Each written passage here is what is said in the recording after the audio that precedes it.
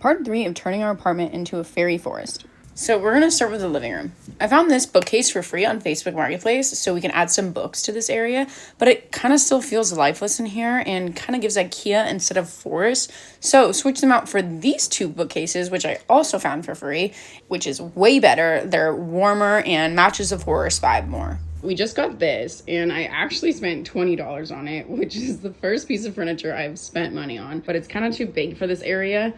I did love the bookshelf corner. Felt like you're enclosed with books and greenery, kind of mimics a forest of the wood and the greenery on top, making you feel caved in slightly. But I really like this and don't want to get rid of it. So instead, we're gonna move this to that corner over there.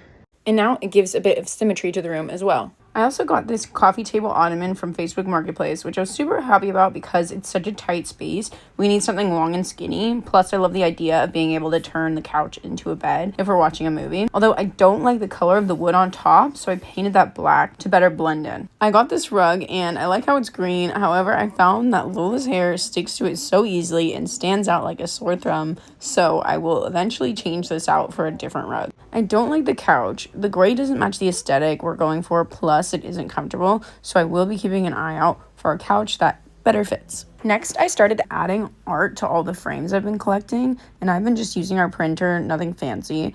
And if you remember from part 2, I said I was going to hide 20 Lord of the Rings references for the 20 Rings of Power throughout our house. So I added a lot of references here in the picture frames, and I also decided to add Lola, our dog, and all our friends in the artworks as well. Also added some fairy references, but overall I tried to keep all the art naturey, dark, and vintage. I also cut out some pages from free books I got for art as well. So I started adding some of the picture frames to the wall, and first added it super aligned, but found that it was too gallery wall instead of Victorian maximalist, so I moved all of the art around to be more chaotic. And I have to say, I probably rearranged the frames on the walls about 7 times and probably will change it another 7 times before I'm done. But the best part about living in a house that's about to be demoed is that it doesn't matter how many holes that are put in the wall, so that's cool.